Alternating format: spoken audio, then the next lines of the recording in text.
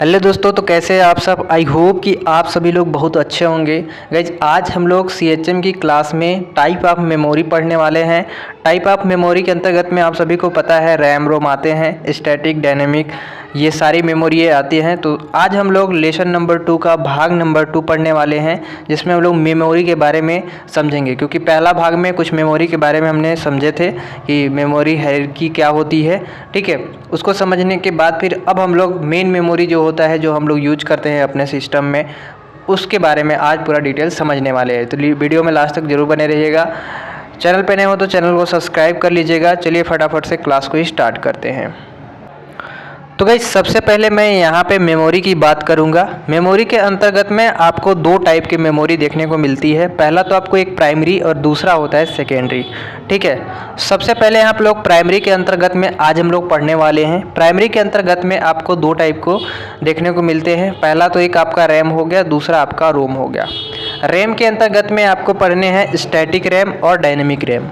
और रोम की बात करें तो इसमें हम लोग को पढ़ना है प्रोम, प्रोम और आगे पढ़ना है प्रोम। कहने का मतलब यहाँ पे है कि आपको मेमोरी का बस इतना ही पार्ट पढ़ना है, ठीक है। रैम रोम और इनके जो टाइप हैं उनके बारे में बस, ठीक है। तो चलिए स्टार्ट करते हैं। उससे पहले कि ये जो मेमोरी है इसके कुछ स्पेस होते हैं, उनके बारे में जान लेते हैं। तो गाइज यहाँ पे यदि आप कंप्यूटर साइंस के स्टूडेंट हैं तो आप सभी को इतना तो ज़रूर पता होगा कि बिट एंड बाइट का नाम आपने कहीं ना कहीं ज़रूर सुना होगा, ठीक है।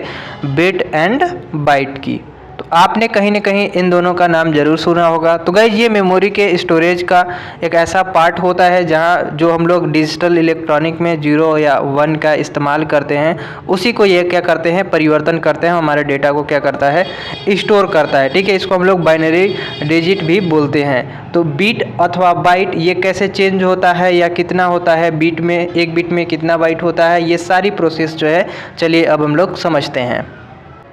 बेसिकली जब हम लोग अपने मोबाइल में या फ़ोन में जो डेटा यूज करते हैं वो हम लोग को क्या कुछ इस तरह से देखने को मिलता है MB के रूप में, ठीक है। तो यहाँ पे सबसे पहले याद रखिएगा कि जो 8 बिट्स होते हैं, 8 बिट्स बराबर 1 बाइट होते हैं। याद रखिएगा कि 8 बिट्स जब मिलेंगे, बिट्स जो है सबसे छोटा पार्ट होता है, तो 8 बिट्स में कितने होते हैं, 1 बाइट्स होते हैं, ठीक है। याद रखिएगा। अगर हम लोग बात करें किलोबाइट की, ठीक है, 1 किलोबाइट में 1024 बाइट्स होते हैं, ठीक है, यानी 1024 बाइट्स होते हैं। अगर हम लोग बात करें मेगाबाइट की, ठीक है, तो MB जिसको हम लोग बोलते हैं शॉर्टकट में मेगाबाइट, ये आप लोग फ़ोन वगैरह में जब डेटा आप भरवाते हैं तो उसमें चलता है, तो देखते होंगे KB में हमारा जो है डेटा यूज होता है और हमें MB में मिला होता है। जैसे कि किसी को 1 GB मिलता है, ठीक है। यहाँ पे आगे हम लोग गीगाबाइट के भी बात करेंगे, तो 1 GB जो है वो MB में कटता है, किसी किसी का KB में कटता है। इस तरह से हम लोग का GB जो है 1 GB जो मिलता है वो ख़त्म हो जाता है।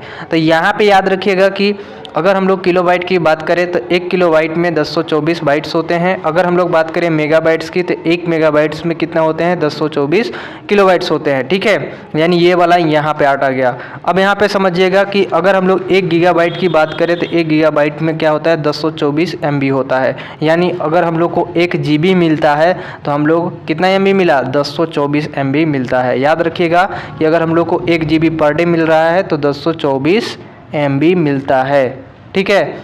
जैसे 1 GB 1.5 GB होता है ना, तो हम लोग कहते हैं उसको मान लेते हैं, जो 1024 है उसको मान लेते हैं कि 1000 मिला है, और हमारा 1.5 GB की बात करें तो 1500 के लगभग मिला है, ठीक है, 1500 MB के लगभग मिला है। तो यहाँ पे जो आपको मिल रहा है वो कितना मिलता है, 1024 MB मिलता है 1 GB में, ठीक है।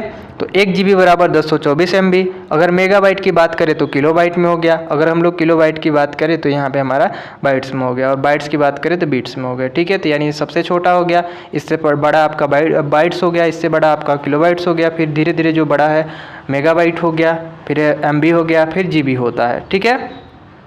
तो ये होता है, आप लोग इसको याद रखिएगा, आपके एग्ज़ाम में काम देंगे। तो गाइस दो चीज़ों के बारे में हमने बात किया था। पहला तो हमने बात किया था यहाँ पे कि मेमोरी की टाइप की, ठीक है। तो मेमोरी के टाइप में हम लोग दो चीज़ें पढ़ते हैं। एक तो पहला होता है हमारा प्राइमरी मेमोरी और दूसरा हमारा क्या होता है, सेकेंडरी मेमोरी, ठीक है। तो सबसे पहले हम लोग प्राइमरी मेमोरी के बारे में जानने की कोशिश करेंगे, इसके बाद फिर हम लोग सेकेंडरी मेमोरी के बारे में बात करेंगे। सबसे पहले हम लोग बात करेंगे किसको, प्राइमरी मेमोरी के बारे में। प्राइमरी मेमोरी क्या होता है आपको सिंपल भाषा में समझाते हैं, ठीक है, एग्जांपल देकर आपको समझाते हैं, समझिएगा। इसमें ऐसी मेमोरी होगी, ठीक है, क्योंकि मेमोरी की बात करिए तो इसमें मेमोरी ही होगी, ठीक है। ऐसा इसमें मेमोरी होगा जब कभी भी आप कभी भी सिस्टम पे यदि काम कर रहे हैं, ठीक है, मैंने पिछले क्लास में भी बताया था, आज फिर से बता दे रहा हूँ। प्राइमरी मेमोरी के अंतर्गत में ऐसी मेमोरी आती है जब कभी भी लाइट आपका अचानक कट जाता है, आप सिस्टम पे वर्क कर रहे हैं, अपने डेटा को सेव नहीं किया, आपका डेटा क्या हो जाता है, डिलीट हो जाता है। क्या हो जाता है, डिलीट हो जाता है। वही हमारा क्या होता है, प्राइमरी मेमोरी होता है। कहने का मतलब यहाँ पे ये था कि जब आप कभी भी सिस्टम पे अपना काम कर रहे हैं, उस समय अचानक लाइन कट जाती है और आपका जो है डेटा डिलीट हो जाता है ऑटोमेटिक, तो वही हमारा प्राइमरी मेमोरी के अंतर्गत में आते हैं। यानी ओनली वन वो रीड कर सकते हैं, ठीक, यानी क्या कर सकते हैं, रीड कर सकते हैं। तो वो हमारा कौन सा मेमोरी होता है, रैम, जिसको बोलते हैं हम लोग, क्या बोलते हैं, रैम बोलते हैं, रैंडम एक्सेस मेमोरी, ठीक है। तो यहाँ पे हम लोग साफ साफ समझ गए होंगे कि मेमोरी प्राइमरी मेमोरी के अंतर्गत में क्या आते हैं, ठीक है।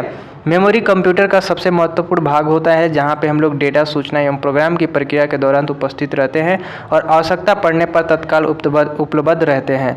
जहाँ पे कि मेमोरी अस्थिर मेमोरी होती है, क्योंकि इसमें क्या है, इसमें देखिए थोड़ा सा, इसमें लिखा हुआ जो डेटा होता है, देखिए यहाँ पे भी लिखा गया है कि इसमें लिखा हुआ डेटा कंप्यूटर बंद होने पर या बिजली के जाने पर मिट जाता है और प्राइमरी मेमोरी ये कहलाती है। तो इसे प्राथमिक मेमोरी या मुख्य मेमोरी भी कहते हैं। यानी जब कभी भी हमारा कोई डेटा कंप्यूटर बंद होने पे, बिजली जाने पे मिट जाता है, जो हमारी डेटा है वो हट जाती है, मिट जाती है, तो ये हमारे प्राइमरी में आते हैं। अगर हम लोग सबसे पहले की बात करें मेमोरी की, टाइप ऑफ मेमोरी की, तो टाइप ऑफ मेमोरी के अंतर्गत में आप दो चीज़ें लिखेंगे। पहली बात कि आप रैम लिखेंगे, दूसरा आप क्या लिखेंगे, रोम लिखेंगे, ठीक है। रैम के अंतर्गत में दो चीज़ें आते हैं, पहला तो आपका स्टैटिक रैम आता है, दूसरा आपका डायनेमिक रैम आता है, ठीक है। अगर हम लोग रोम की बात करें तो इसमें पहला आता है प्रोम, तीसरा सेकेंड आता है जो ई प्रोम होता है, और जो लास्ट होता है डबल ई यानी ई प्रोम होता है, ठीक है। तो आप लोग मेमोरी के टाइप आप लोग लिखने होंगे, यदि आपके मेमोरी के टाइप आ गए तो आप लोग बस इतना ही लिखिएगा, ठीक है। अब सबसे पहले हम लोग समझते हैं कि रैम क्या होता है, फिर स्टैटिक रैम क्या होता है और डायनेमिक रैम क्या होता है, इसके बाद हम लोग इनके बारे में बात करेंगे। तो गाइस सबसे पहले हम लोग रैम की बात करेंगे। तो रैम का फुल फॉर्म होता है रैंडम एक्सेस मेमोरी। क्या होता है, random access memory.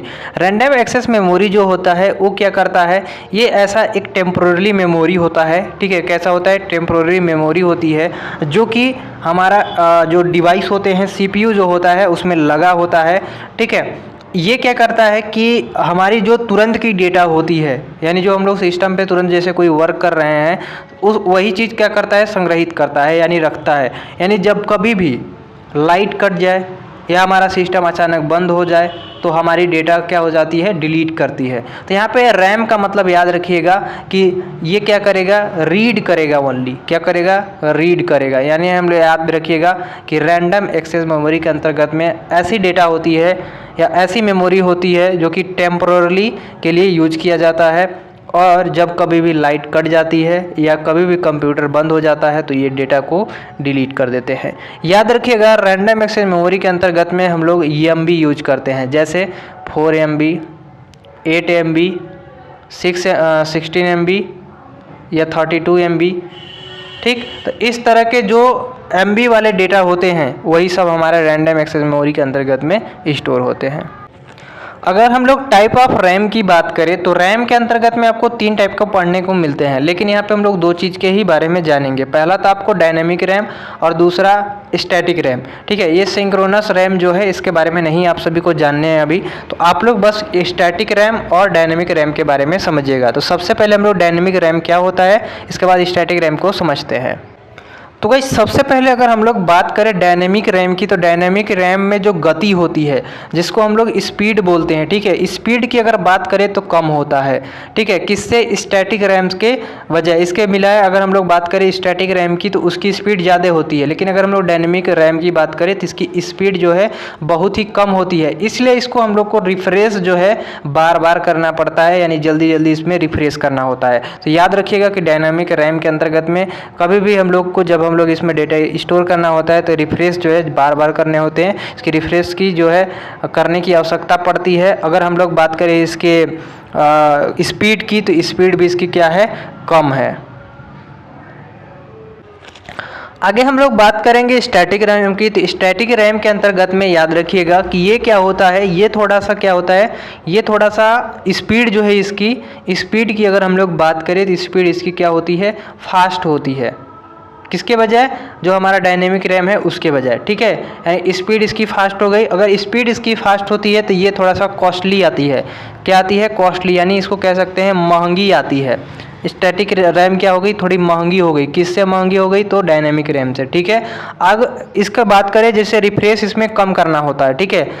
Dynamic RAM में क्या होता है था, रिफ्रेश ज़्यादा करने होते थे, लेकिन इसमें रिफ्रेश कम करने होते हैं और इसके जो डाटा है वो मेमोरी से अधिक समय तक रखता है। लेकिन अगर हम लोग बात करें डायनेमिक रैम की, तो वो ज़्यादा टाइम तक अपने में डेटा को स्टोर करके नहीं रख पाता है। तो ये स्टैटिक और जो डायनेमिक है इनमें अंतर है। ये थोड़ा सा क्या है, तेज़ काम करता है, वो तेज़ काम नहीं करता है। ये थोड़ा सा महंगा है और वो महंगा नहीं है। इसमें रिफ्रेश कम करना होता है, उसमें ज़्यादा करना होता है, ठीक है। इसमें डेटा अधिक टाइम तक रख सकता है, लेकिन उसमें डेटा अधिक टाइम तक नहीं रख सकता। तो गाइस आपको यदि अगर रैम रोम देखना है तो आपको कुछ फिगर में इस तरह से देखने को मिलेगी। ये आपका रैम है, ठीक है, ये आपका रोम है, ठीक है। रैम आपको इस तरह से देखने को मिलता है और रोम जो है इस तरह से देखने को मिलता है, जो आपको मार्केट में भी मिल जाता है। अब बात करेंगे हम लोग ROM यानी रीड ओनली मेमोरी की, रोम मेमोरी की बात करेंगे यहाँ पे। तो रोम मेमोरी क्या होता है कि इसमें जो भी डेटा होती है, सबसे पहले कि इसका फुल फॉर्म क्या होता है, रीड ओनली मेमोरी होती है। यानी इसमें डेटा को क्या कर सकते हैं, रीड कर सकते हैं, ठीक है। याद रखिएगा कि रोम के अंतर्गत में हम अपने डेटा को क्या कर सकते हैं, रीड कर सकते हैं। यदि रीड कर सकते हैं तो यह एक ऐसा डेटा होता है जो कि परमानेंट मेमोरी में स्टोरेज होती है। अब परमानेंट की बात करें, इसका कहने का मतलब है कि जब कभी भी कंप्यूटर सिस्टम हमारा क्या होता है, कभी भी बंद हो जाता है, लाइट कभी कट जाती है, तो इसकी डेटा जो है स्टोर हो जाती है, परमानेंट होता है, इसलिए हमारी डेटा क्या हो जाती है, स्टोर हो जाती है। अगर हम लोग रैम की बात करें तो रैम में क्या होता था कि ये परमानेंट नहीं था, परमानेंट मेमोरी नहीं थी, इसलिए इसमें डेटा डिलीट हो जाता था। लेकिन इसमें डेटा डिलीट नहीं होता है, चाहे सिस्टम हमारा ख़राब हो जाए या हमारा सिस्टम बंद हो जाए कुछ टाइम के लिए, हमारा लाइट कट जाए, ठीक है। तो यहाँ पे याद रखिएगा। और इसको हम लोग ये जो कैटेगरी आती है वो नॉन वोलेटाइल में आती है, क्योंकि वोलेटाइल और नॉन वोलेटाइल हमने बताए थे। और रैम जो है वोलेटाइल में आ गया, और अगर हम लोग बात करें रोम की तो ये नॉन वोलेटाइल के अंतर्गत में आ जाता है। अब देखिए, अगर टाइप ऑफ रोम की बात करें तो इसमें 3 टाइप हमने बताया था। पहला तो हमने बताया था प्रोम, जिसको हम लोग प्रोग्रामर रीड ओनली मेमोरी बोलते हैं। दूसरा हमारा क्या है, ई प्रोम, जिसको हम लोग erasable programmer read only memory बोलते हैं। अगर तीसरा की बात करें तो ये होता है ई प्रोम, जो कि electrical programmer read only memory होता है, ठीक है। तो यहाँ पे तीनों के बारे में समझते हैं कि ये तीनों कैसे वर्क करते हैं। देखिए, अब सबसे पहले हम लोग समझेंगे कि ये जो प्रोम है यानी प्रोग्रामर रीड ओनली मेमोरी जो है, ये क्या करता है। तो इसमें क्या होता है कि जो भी हमारे पास डेटा होती हैं, यानी कह सकते हैं यह एक ऐसी मेमोरी होती है जिसमें एक बार जब डेटा स्टोर हो जाते हैं तो उसको मिटाया नहीं जा सकता है, न ही उसे परिवर्तन किया जा सकता है। इसका कहने का मतलब यहाँ पे ये था कि ये जो जब प्रोम आया था तो इसमें हमारा क्या होता था कि जब डेटा स्टोर हो जाता था तो स्टोर होने के बाद उसको मिटाया नहीं जा सकता था और परिवर्तन भी नहीं कर सकते थे। बाई चांस मान लेते हैं कि हमारा कोई गलती हो गया, डेटा तो मेरा स्टोर हो गया, ये तो सही बात है। लेकिन अगर बाई चांस मेरा कोई मेमोरी अब उसको डिलीट करना है तो डिलीट नहीं हो सकता, या फिर उसको परिवर्तन करना है तो नहीं हो सकता। तो ये प्रोम जो है पूरी तरीके से काम नहीं किया, क्योंकि इसमें डेटा तो स्टोर हो रहा था, लेकिन ये क्या कर रहा था, 2 चीज़ें कर रहा था। बस डेटा को क्या कर रहा था, स्टोर कर रहा था, उसको डिलीट नहीं कर सकते थे, परिवर्तन भी नहीं कर सकते थे।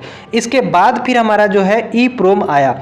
ई प्रोम क्या करता है, ई प्रोम यही काम करता है कि इसमें इरेज का एक ऑप्शन दे दिया। यहाँ पे लिखा गया है ना इरेजेबल, तो ये erasable program read only memory होता है, जो कि प्रोम की तरह ही होता है, लेकिन इसमें संग्रहित जो प्रोग्राम होते हैं यानी स्टोर प्रोग्राम जो होते हैं पराबैंगनी किरणों के द्वारा ही मिटाया जा सकता है। यहाँ पे कहने का मतलब है कि इसमें हमारा एक इरेज का एक फंक्शन दे दिया गया, जो कि हम जो भी प्रोग्राम वहाँ पे स्टोर करते हैं, ठीक है, जो नए प्रोग्राम को संग्रहित करते हैं उसको हम लोग मिटा सके। अब देखिए हर एक चीज़ तो इलेक्ट्रिसिटी से होती है, तो यहाँ पे एक और आ गया EEPROM। अब EEPROM क्या करता है, यही काम करता है कि इसको इलेक्ट्रिकल के माध्यम से, यानी जो इलेक्ट्रिसिटी होती है उसके माध्यम से हम लोग अपनी जो मेमोरी में डेटा स्टोर होती है उसको क्या कर सकते हैं, मिटा सकते हैं। तो एक ऑप्शन ये भी मिटाने का और बढ़ा दिया गया।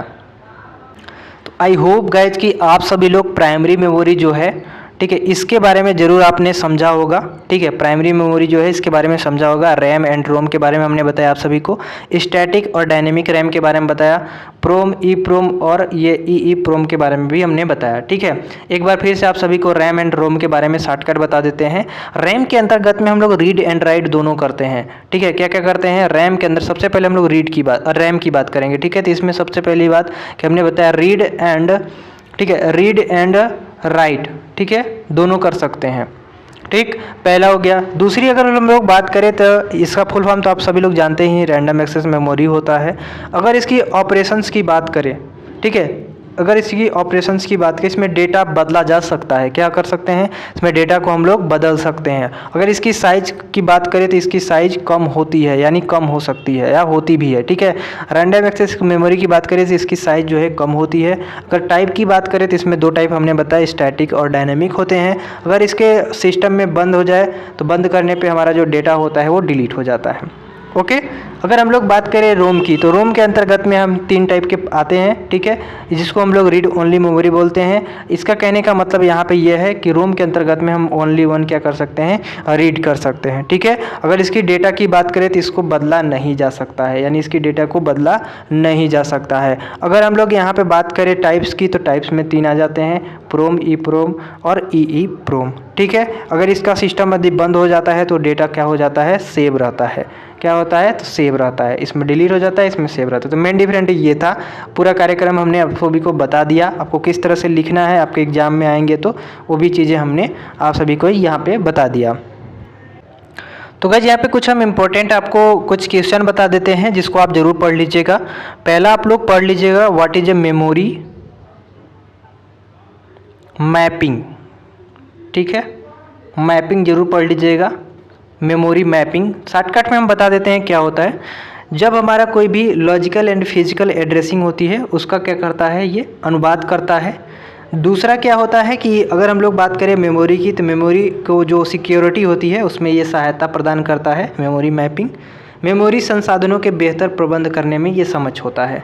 ठीक है, तो मेमोरी मैपिंग क्या होता है आप सभी लोग एक बार ज़रूर पढ़ लीजिएगा। दूसरा जो टॉपिक है हम बता देते हैं उसको, लॉजिकल एड्रेस। ठीक है, लॉजिकल एड्रेस के लिए वर्चुअल एड्रेस जो होता है, ठीक है, वर्चुअल एड्रेस जो होता है उसकी मैपिंग कैसे करते हैं। टोटली कहने का मतलब यह है कि मैपिंग से रिलेटेड जितने भी क्वेश्चन आपके बनते हैं, मैपिंग जरूर देख लीजिएगा कि लॉजिकल एड्रेस के लिए वर्चुअल एड्रेस की मैपिंग किस तरह से होती है। अगर आपको एक और क्वेश्चन देखना है तो ये देख लीजिएगा, MMU। MMU कहने का मतलब है मेमोरी, ठीक है, मैनेजमेंट, मेमोरी मैनेजमेंट यूनिट। ठीक है, ये ज़रूर देख लीजिएगा, मेमोरी मैनेजमेंट यूनिट। तो ये MMU है, ये भी इम्पोर्टेंट है आप सभी के लिए। तो बस गाइस आज के लिए इतना ही। आई होप कि आप सभी लोग को रैम एंड रोम के बारे में समझ में आ गया होगा, इनका डिफरेंट भी आप सभी को समझ में आ गया होगा। टाइप ऑफ मेमोरी की बात करें तो ये भी आप सभी लोग को क्लियर हो गया होगा। ठीक है, तो उम्मीद करते हैं कि आप सभी को ये वीडियो पसंद आई होगी। पसंद है एक लाइक कर दीजिएगा, चैनल पर नए हो तो सब्सक्राइब कर लीजिएगा, अपने दोस्तों के साथ जरूर शेयर कीजिएगा। मिलेंगे नेक्स्ट क्लास में, तब तक के लिए जय हिंद।